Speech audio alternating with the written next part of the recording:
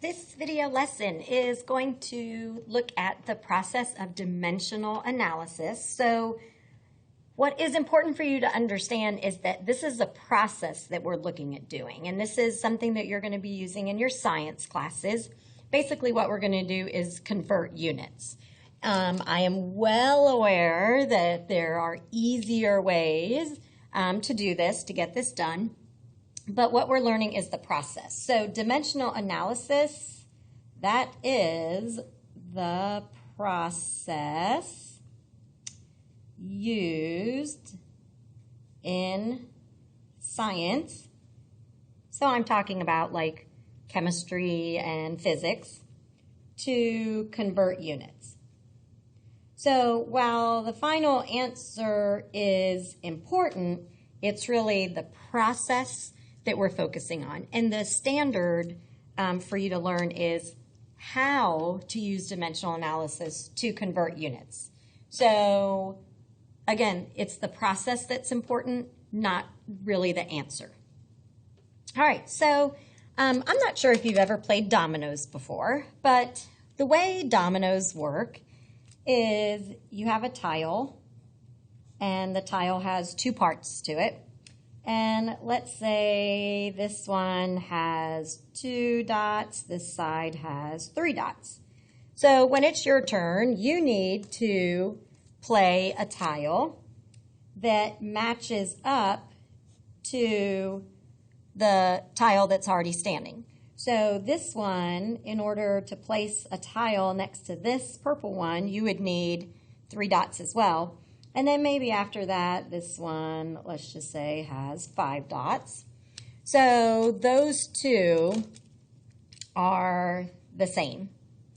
And then you go to play another tile, and in dominoes you can go different directions. But so I'm just going to put one here.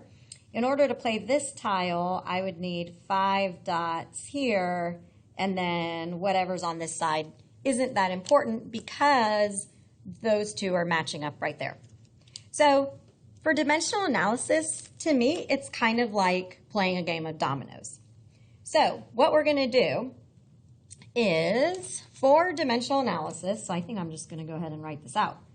So for dimensional, so those are the dimensions, dimensional analysis, we are going to set up the dominoes, and really I'm going to put the dominoes in quotes because what we're really doing is we're using fractions. Okay, so our dominoes in dimensional analysis are really going to be a fraction, but it's going to be a fraction that is a true conversion from one unit to another unit. And what we have to do is we're going to set the dominoes up to match diagonally. And if you remember from younger years, we can cancel on the diagonal when we're multiplying. All right, so what I mean by that is, let's say we have a domino. Let's say this one is 2 and this one is 3. When I go to set up the next domino, which would be the next fraction, when I set this one up next to it, the diagonals need to be the same. So in this case, the diagonal right here of 2 is the same. Because in math, I know that if the diagonals are the same and I'm multiplying, I can cancel. So then when I go to put the next domino down, I know that I need to put a diagonal that will cancel. So this tile would have to have 1. And then I'm just going to say this one has 6. So this one would cancel on the diagonal there. Now, one other thing that's important is that when we do dimensional analysis and we put our tiles down, which are our fractions, I just want to mention that we can connect across. So they don't have to be right next to each other. They do have to be diagonal. So if I did this problem as a dimensional analysis problem, I've canceled the 2's, I've canceled the 1's, I've canceled the 3's, so I'm left with 6, and then this would be over the blank. All right, so when we get to the end, our answer is we're gonna take all the dominoes, take a look all the way across, and then our answer is gonna be whatever was left that wasn't canceled out. All right, now, again, this is just kind of a rough way of explaining what we're doing. All right, so let's get into an actual problem. So for example 1, and often these are word problems, kind of, so just keep that in mind.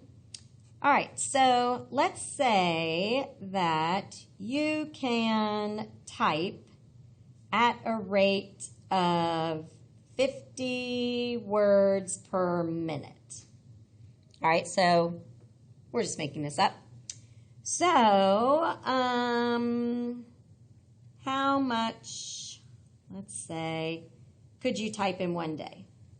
So, could you type in one day? All right, now, they're different dimensional analysis questions. I like to do variety so that it's not necessarily something that, you would, just like a minutes and hours and things like that. But we're just going to start off with kind of an easy one here. All right, so first thing I'm going to do is I'm going to take a look at the word problem. And I was given the information of 50 words per minute. So I know that that's my original tile.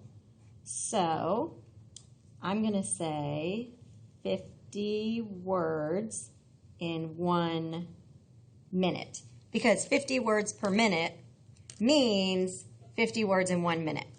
Now, that's what I'm starting with. So this is like the given information that we got from the word problem. All right, what I want is how many in a day.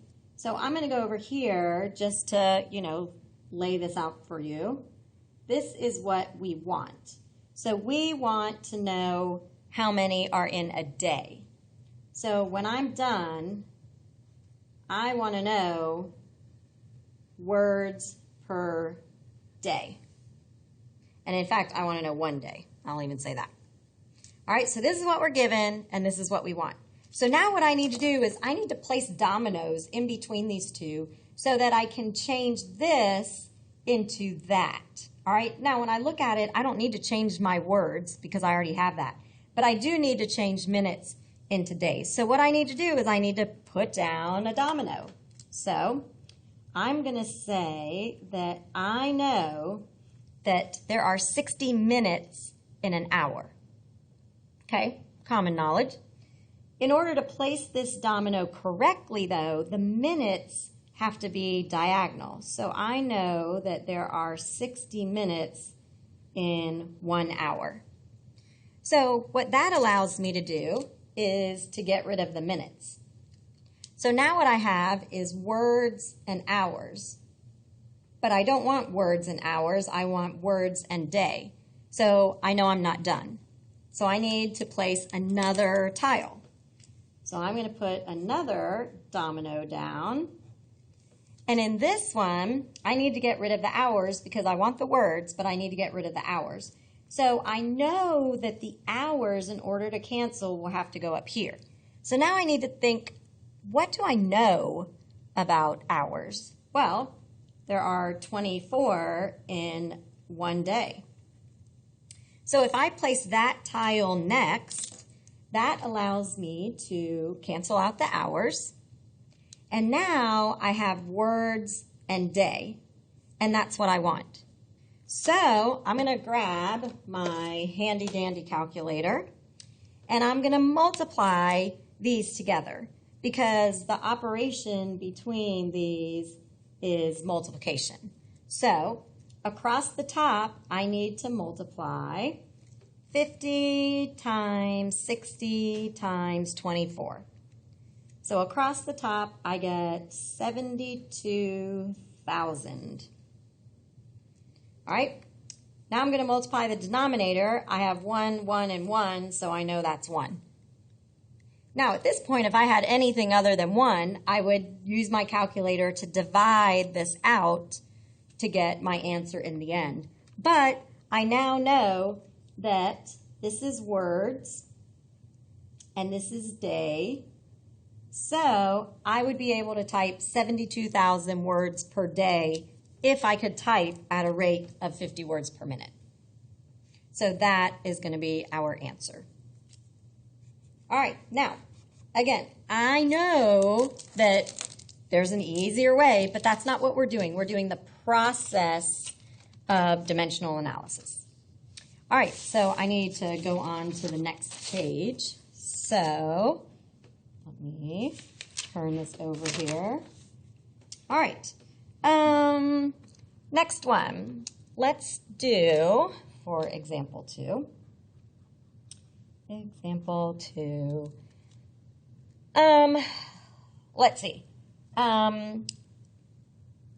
Let's say that we're going to buy 13 inches of rope that sells at a price of $7 per yard. Okay, so the question is, how much do we spend? So how much, I'm going to say, how much does our piece cost? All right, again, this is dimensional analysis. So I'm not looking for just a calculation. I'm looking for the process. So that means that I need to see a bunch of fractions lined up here. All right. Now, again, I just kind of joke around that we're using Dominos, but really all we're doing is making fractions. Okay, so the first thing that I know is I was given that I'm buying 13 inches of rope. So I'm going to say that I have 13 inches in one piece. Okay, so my piece of rope is 13 inches. So I'm going to start with that. So that is the information that I was given. All right, now what I want to know is how much does that piece, that 13-inch piece, cost. So when I'm done over here, so what I want to know is the price for that one piece. So this is what I want to end up with right there. All right, so here we go. First up, I only have one piece of rope, so I don't need to change that. But I do need to change inches into money. Now, what in the world? That's crazy. How am I going to get inches into money? Well, I was also told that the rope is $7 a yard, so I have a measurement right there that relates length and money. But in order to get this, I need to change inches into yards. So the first thing I'm going to do is I know that there are 12 inches in a foot. So I'm going to start with that information. And in order for the inches to go away, I need to put them on the bottom. So 1 foot is 12 inches. When I have that, I can cancel the inches away. So now I have feet. But I don't want feet. I want money. I want dollars. All right? If I can get this into yards, I can change it into dollars. So the next one, I know I'm not done. So for the next domino, which again is just a fraction, I want to get rid of the feet. So in order to get rid of the feet, I need them down there. And what I know is that there are 3 feet in 1 yard. So by doing that, I now have canceled out the feet. So now I have yards for my piece, but that's not what I want. I'm trying to figure out how much money for my piece. So now I can look, so I know I'm not done because I don't have the units I'm looking for. But I know from the information above that I can cancel out the yards because 1 yard costs $7. So if I use this fraction, or domino, or tile, I can cancel out the yards. So now if I look, I have money for the piece of rope, and that's what I wanted. So now I'm going to grab my handy dandy calculator, and I am going to multiply all of these together. All right, so across the top we have 13 times 1 times 1 times 7, which, you know, that's not necessary to multiply by all the ones. So we have 91. And across the bottom we have 1, 12, 3, and 1, so that's 36. So now if I take my calculator and do 91 divided by 36, my answer is in money. So if I show you on the calculator, let's see if we can get that under there, my answer is in money, which only has 2 decimal places. So I'm going to round this up to $2.53.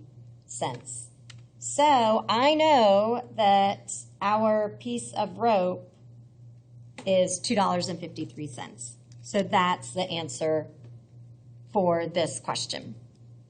And again, like we said, you know, it's not the answer that's important, it's the process that's important. All right, last example. So let's say for this one, let's just do a normal kind of unit one here. I just want to know, and you know, why, I don't know. Let's just say, what is, okay, let's say, what is 600 centimeters per second in miles per hour? How's that? All right. So, this time we have 2 units that are changing.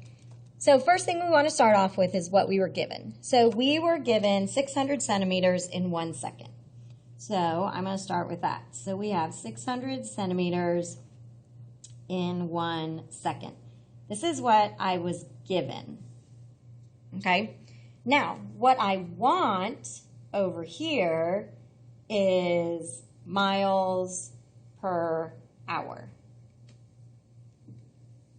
Okay, so what this tells me is I have to change centimeters into miles, and I need to change seconds into hours. So this question, which is different from our first 2, we actually have 2 units that we need to change. All right, I think it would be easiest. We probably know the conversions for seconds. So I'm going to start with my first fraction. In order to cancel out the seconds, I need to put them on top. And I know that there are 60 seconds in 1 minute. Okay? By doing that, I can cancel out the seconds. So now I have centimeters and minutes, but that's not what I want. I want miles and hours. So I'm not done changing the minutes over. So the next one I'm going to do is going to be to cancel out the minutes. In order to do that, it has to be diagonal. And what I know is that there are 60 minutes in 1 hour. So by using this fraction, I've canceled minutes. So now I'm done to hours, so I'm done. So this is what I want. So that's good. So we can almost say maybe that we're halfway there because we've gotten one of the units converted over to the correct one. All right, but now we need to go and change centimeters into miles. Well, this might not be something that you know off the top of your head, and I will certainly provide you with the measurements of things that you don't know that you would need to know. But I know that there are 2.54 centimeters in an inch. And in order to get into miles, I need to get out of the metric system. So the easiest way to get out of the metric system or into the metric system is using 1 inch matches up with 2.54 centimeters. That is the easiest way to go between the metric unit and then our unit of measurement. All right, so doing that, I can now cancel the centimeters. So now I have inches over hours, but that's not what I want. I want miles over hours. So what I know is that in a foot, there are 12 inches. So in order to get this to cancel, I need to put the 12 inches and 1 foot. So by doing that, I can cancel the inches out. All right, still not what I want, but I'm very close at this point. Hopefully, you guys know from probably science that 1 mile has 5,280 feet. And by using that measurement conversion, I can get rid of the feet. So now I have miles and hours, which is what I wanted. So I'm going to grab my handy dandy calculator again. So turn this on. So we need to multiply 600 times 60 times 60, and then a bunch of ones, which we don't really need. So that is going to give us, here we go. All right, so I got 2,160,000 in the numerator. Okay. In the denominator, we have 111, and then we have 2.54 multiplied with 12 and multiplied with 5,280. And for that, I got 160,934.4.